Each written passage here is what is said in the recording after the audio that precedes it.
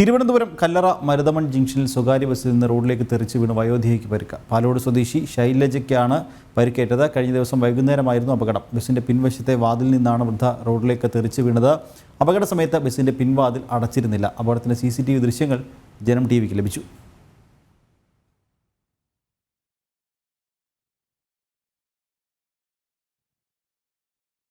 വിവരങ്ങളുമായി ടിൻഡു ദാസ് ചേരുന്നുണ്ട്. ടിൻഡു, തിരുവനന്തപുരം കല്ലറയിലാണ് സംഭവം. സ്വകാര്യ ബസ്സിൽ നിന്ന് റോഡിലേക്ക് വയോധിക വീഴുകയായിരുന്നു. പരിക്ക് എങ്ങനെയുണ്ട്? ഇപ്പോൾ അവരുടെ സ്ഥിതി എങ്ങനെയാണ്?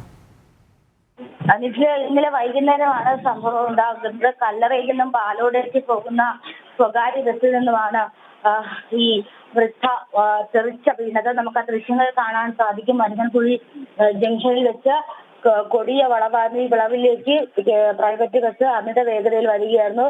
പുറകിലുള്ള ഈ വാതിൽ അടച്ചിരുന്നില്ല. ആ സമയത്താണ് ഈ 52 വയസ്സുള്ള പാലോട് സ്വദേശി ശൈലജ റോഡിലേക്ക് തെറിച്ചു വീഴുന്നത്. ഈ ശൈലജ റോഡിൽ തെറിച്ചു വീണതിന് ശേഷം ബസ് ഒരു 100 മീറ്റർ കൂടി മുന്നിലേക്ക് പോയിരുന്നു. ബസ്സിലുണ്ടായിരുന്ന ആളുകൾ നിലവിളിച്ച ശേഷമാണ് ഡ്രൈവറും കണ്ടക്ടറും ഈ സംഭവം അറിയുന്നത്. ഈ റൂട്ടിൽ സ്ഥിരമായി ഇത്തരത്തിൽ പ്രൈവറ്റ് ബസ്സുകൾ ഈ റൂട്ടിൽ സ്ഥിരമായി പ്രൈവറ്റ് ബസ്സിന്റെ ഭാഗത്ത് നിന്ന് ഇത്തരത്തിലുള്ള വീഴ്ചകൾ സംഭവിക്കാറുള്ളതാണ്. ഹൈക്കോടതിയുടെ ഉൾപ്പെടെ നിർദ്ദേശമുള്ളിടത്താണ് ഗുരുതരമായിട്ടുള്ള വീഴ്ച പറ്റിയിട്ടുള്ളത്. ഈ പാലോട് സ്വദേശി ശൈലജയെ കൂടുതൽ ചികിത്സയ്ക്ക് വേണ്ടി തിരുവനന്തപുരം മെഡിക്കൽ കോളേജ് ആശുപത്രിയിലേക്ക് മാറ്റിയിട്ടുണ്ട്. ശരി ടിൻഡു, തിരുവനന്തപുരം കല്ലറ മരുതമൺ ജംഗ്ഷനിൽ സ്വകാര്യ ബസ്സിൽ നിന്ന് റോഡിലേക്ക് തെറിച്ച് വീണ് വയോധികയ്ക്ക് പരിക്കേറ്റു. വിവരങ്ങൾ നൽകുകയായിരുന്നു ടിൻഡു ദാസ്.